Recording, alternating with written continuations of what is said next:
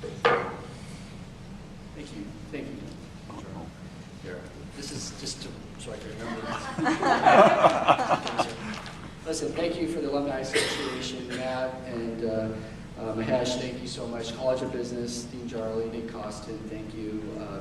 Also, Nancy Strauss and Bud Beekman at the UNLV Foundation have been very supportive of my endeavors and participation in UNLV. And then also for my wife, Krista, for love and support.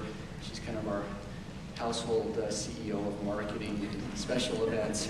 I think she's made the last 3 issues of Vegas Magazine. So, some brief comments. I think the Greek philosopher Laertius said that the foundation of every state is in the education of its youth.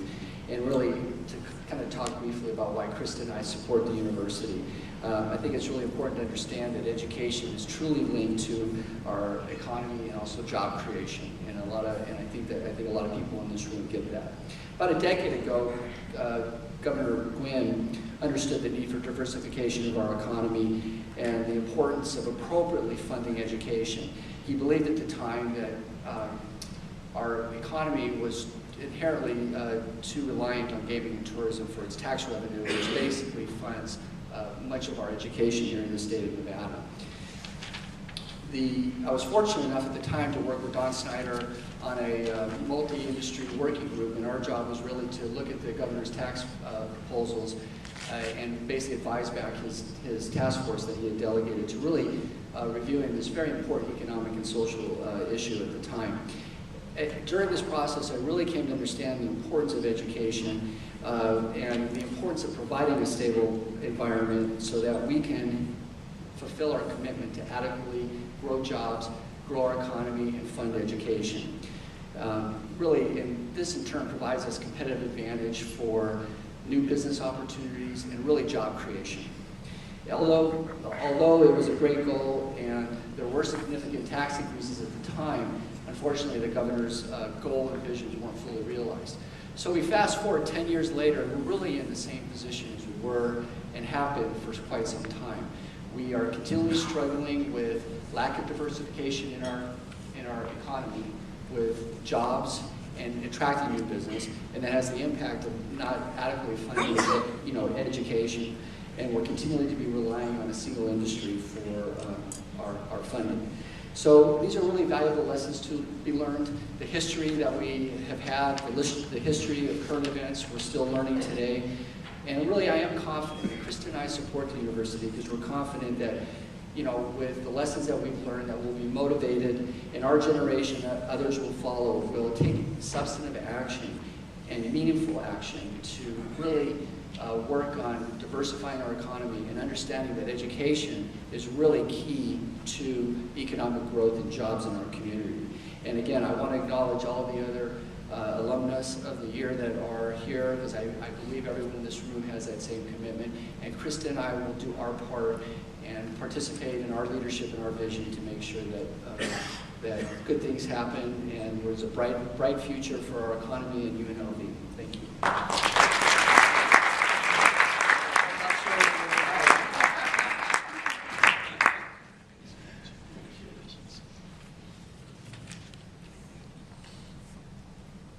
Thanks, Bob.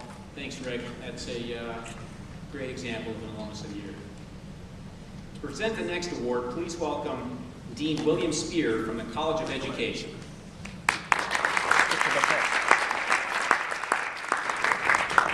We're going to hear a lot about education tonight. I thank you for the plug. The College of Education is indeed a very important piece of what UNLV is all about. And we do understand the importance of what it is that we do. And in that context, I'd like to honor Dr. Larry Shumway, the College of Education Alumnus of the Year. Larry, would you come and join me on the podium?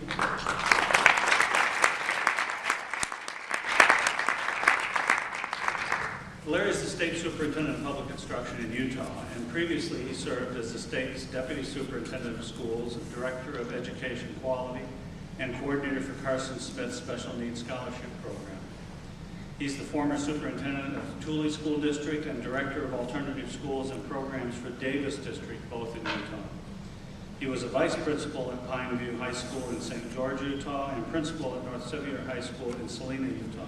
He's also taught in Arizona and Idaho.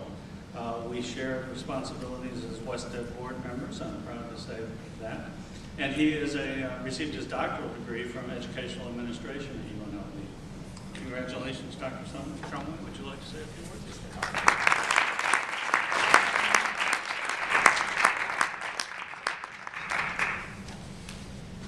From the picture, you might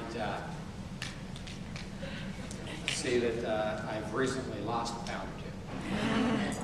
And a lot of people say, how did you do it? And they're disappointed when I say it's exercise and diet. It's just in their faces, and I would presume someone in the College of Sciences was working out some solution to that. But there's a Nobel Prize. Well, isn't that like most things that we face as challenges, whether it's here at the university, whether it's public education in our